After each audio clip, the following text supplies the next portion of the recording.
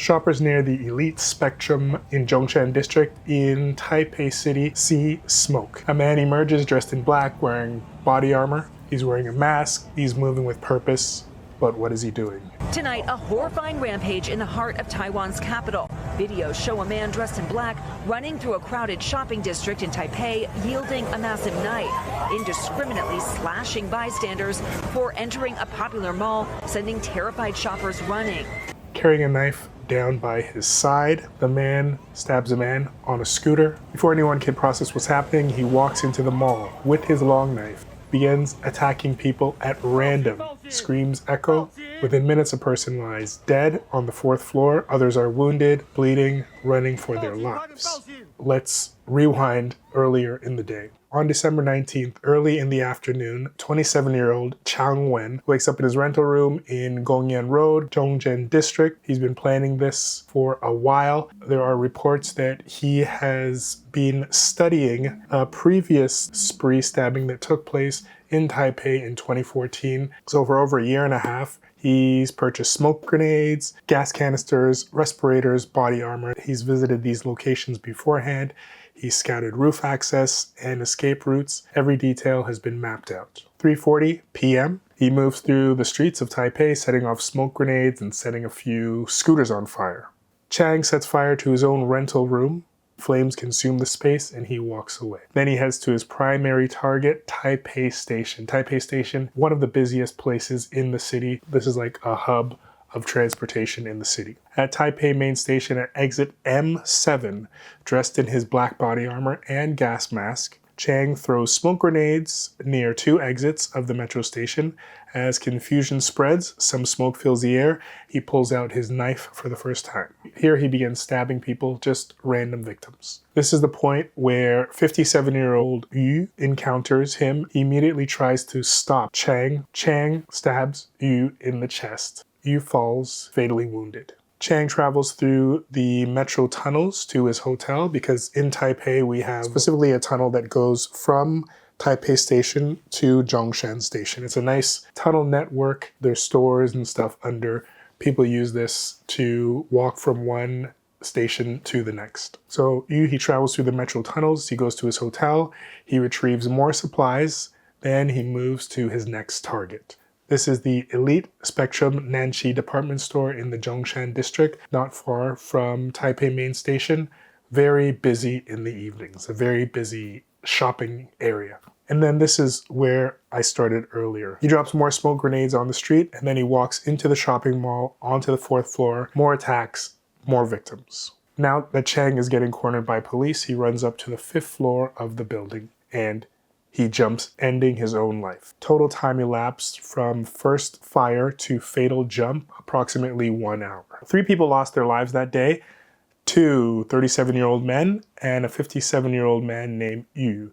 Yu's story deserves special attention because he tried to stop this violence from happening. Mr. Lin traveled from Linkou in New Taipei to Taipei main station to offer flowers to his late friend who died trying to restrain the aggressor. He also offered a salute to Yu since they did mandatory military service together. He recalled how 11 years ago, following the 2014 Taipei metro attack, Yu mentioned that he would have tried to stop the attacker if he were present. So you did act on what you said you'd do more than 10 years ago, but I still think you shouldn't have been so rash. You need to consider your age. You're no longer young. That said, we're still immensely grateful. We'll always remember your bravery in the depths of our heart. The photo was taken when the group of friends last met up. They were all smiles. Those who knew 57-year-old Yu all said he was your average good guy and a family man. I've been going over responses in social media posts where people are just like, why didn't anybody do anything? Why didn't anybody do anything? Somebody did do something. He ended up being one of the people who passed by Chang's hand. When the attack began at exit M7 of the Taipei station, Yu didn't run, he didn't freeze, he acted immediately, he tried to stop the attacker, he was fatally wounded for his courage. Yu died a hero. Taipei Mayor Chang Wen confirmed his family will receive 5 million NT dollars in compensation, but no amount of money can obviously replace his loss of life. He was a father and a husband and a friend who gave everything to protect strangers. Now, who was Chang Wen that perpetrated this crime? Chan was a 27-year-old man who had been prepping for this attack since April of 2024. He purchased smoke grenades, gas canisters, respirators, and body armor online. He visited crime scenes beforehand. He scouted for roof access, planning and escape routes. Chang had previously served in the Taiwan military, and he was dismissed for drunk driving. By July of 2025, he had an outstanding warrant for failing to report for mandatory military service. His family described him as someone who was interested in guns and weapons since he was young, and noted that he hadn't contacted his family for the last 2 years. Police found lethal weapons at both his home and his hotel room. The National Police Agency confirmed that this was a lone wolf attack. He acted alone. In trying to find out what might have drove Chang to commit this heinous act, investigators cannot determine any clear motive. I bring this up, first of all, because this is big news in this area. Very unsettling. I was sent videos shortly after it happened. I actually rode past the area on my way home. Something like this did happen in 2014. It's so far and few between, and I think that what people in the comments don't really understand is that because Taipei is a very peaceful place, it's very hard for people to turn on that fight or flight instinct so quickly, because an act of violence like this is so far removed from daily life. I mean, this is not a place that has regular shootings. You don't even have people generally that walk around with firearms. People are not ready even to fight over things like space or getting bumped into or stepping on shoes or road rage. It's just very different. It's hard to, I guess, put into words why it's so different than the sense that people have in North America. You just don't have this level of anxiety about the idea that violence could happen at any moment. Is very different. Had conversations about my interest in martial arts and why would you ever need that? The police are here. There was never a time where you would actually need to defend yourself. Like, what kind of barbarian act are you talking about? And are like, why would you want to prepare for this? And not that I am prepared for this. As you might know from this channel, I am very into martial arts. I've done karate, I've done a little bit of boxing, I've done a little bit of Wing Chun, and I've done quite a bit of Brazilian Jiu-Jitsu, all coming from the desire to be able to defend myself in a situation. And I think the self-defense part, I think, comes very early. The stuff that I'm doing now is just game, part of the game. I think the useful part of Jiu-Jitsu that I think would be useful in kind of a rough situation like this is just being aware, controlling space, knowing where my back is, and just being ready to run away. When I was doing karate in university, I remember asking my instructor about what to do during knife attacks, or what is the best way to deal with a knife attack, and his thing was just like, knife versus no knife, it's you have very bad odds. You do not want to engage with a person that has a knife. You turn and run. Weapon versus non-weapon, it's always going to be skewed.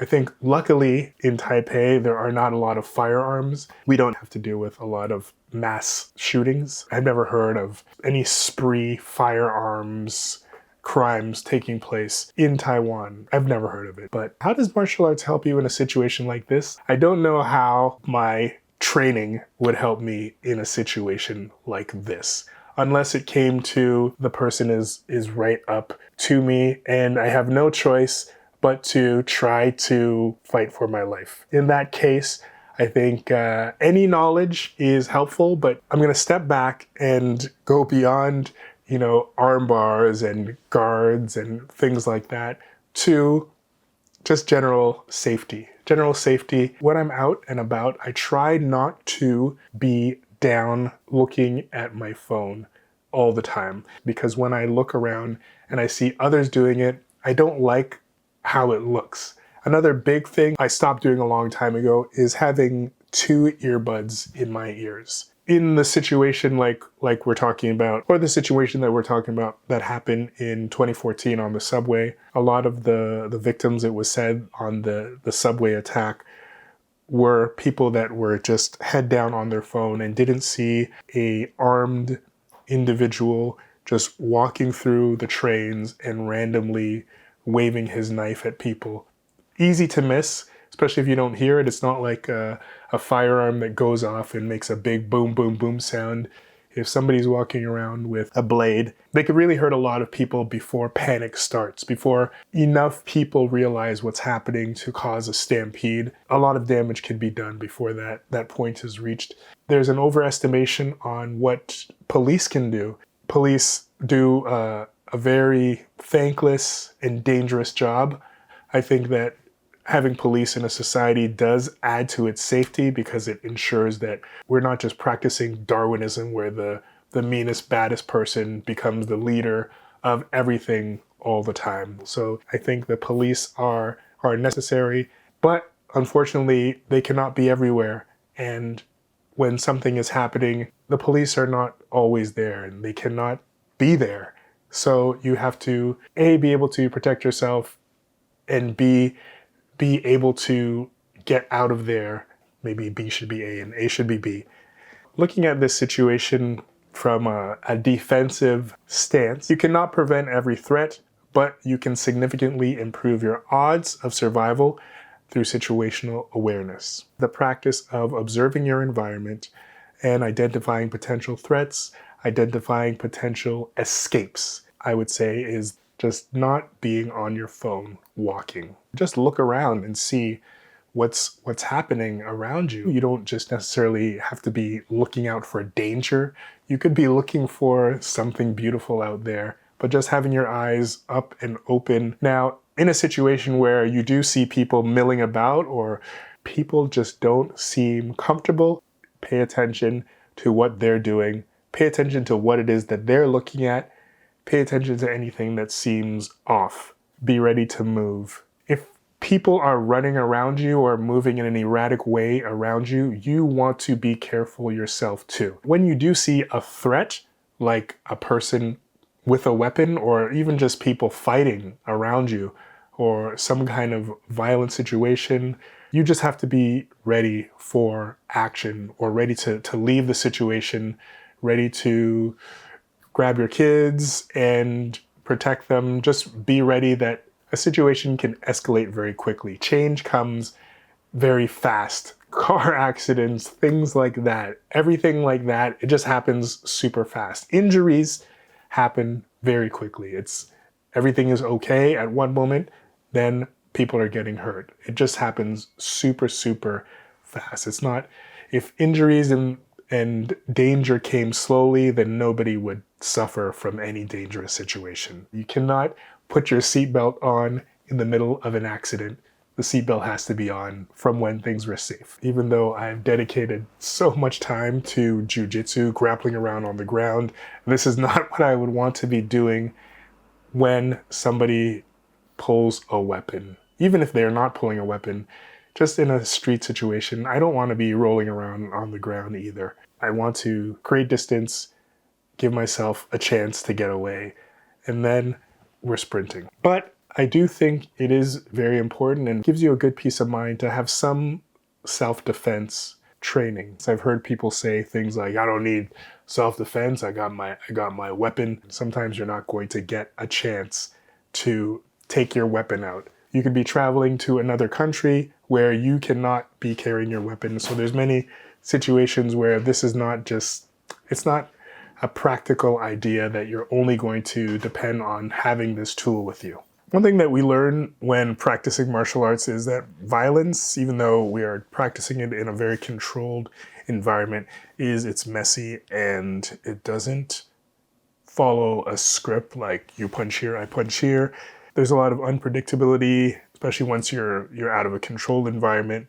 There's going to be nerves, there's going to be concrete, there's going to be obstacles, there'll be slippery floors, there's edges, there's tables, there's the element of the person is just not moving the way that you expect them to. Like, I mean, there's prescribed moves within each of our arts that once things get mixed up, or once things are, once you're facing a completely untrained person or a person that's not trained in your style, it becomes completely different. The order of defense in such a situation would be to run first, hide, fight. Fight is obviously the last. If you're forced to defend yourself, you want to create distance, use chairs, bags, anything as a barrier, control the weapon if possible, control the person's hand if possible, target vulnerable areas like eyes, throat, groin. This is possible, but I don't know if this is also not going to necessarily work like it does in your self-defense class. I think controlling the weapon would be my number one choice. Use improvised weapons. You could use, like I said, chairs, keys, pens, whatever. Making noise would be a big thing. Shouting help, shouting fire, shouting something. Obviously, these things are going to be happening super fast, and you're not necessarily going to be able to count A, let's do this, B, let's do this, C, let's do this. I would say in a dire situation like this, focus would be on the weapon, the weapon, the weapon, the weapon. After the fact, so say in a situation where somebody is cut, and you're going to have to focus on first aid, controlling the bleeding, getting compression on the bleeding area, stabilize embedded objects. Do not try to pull knives and things like that out of people. It's not like the movies where you got to get the knife out, you got to get the bullet out. You just want to stabilize these foreign objects, compression, stop the bleeding. Keep the victim calm, elevate the body part that's losing blood if possible. Use heroism is admirable, and he probably saved lives. By him fighting with the attacker, he probably called enough attention to the situation that the attacker could not just go around randomly attacking people anymore. Everybody would have been focused on them. Unfortunately, he gave his life in this situation, but he probably saved many as well. Chang Wen spent over a year planning an attack designed to take the lives of strangers. There were no warnings for his victims. There was no yelling. There was no like, I'm gonna fight you, no chest puffing that usually precedes violence. He kind of just exploded in the middle of a crowded place. And the videos where you see, there are lots of people running. There are lots of people that you could see were aware of the situation. The comments where people are just saying, why is nobody doing anything? Everybody has this plan, this thing in their imagination of what they would do in a crazy, violent situation. It's just hard to think of what you would do in a situation like this. However, when there's a weapon to your face and the reality that your life could end at this moment, it's not that easy to give up your life to be a hero. I think each one of us overestimates our own preparedness for this. So the judgment after the fact doesn't really make that much sense to me. I've spent a lot of time in martial arts. My number one reason that I started martial arts was to be able to protect myself. But that hypothetical situation of danger in most martial arts comes down to a one-on-one unarmed conflict. And all danger is not one-on-one unarmed conflict. Run, hide, fight, in that order. Be aware, be careful out there, stay safe. Still, Taipei, one of the safest places in the world. Very, very tragic situation. Very tragic to the 3 people that lost their lives. Condolences to their families and friends. Very unfortunate. Rough, rough, rough, rough.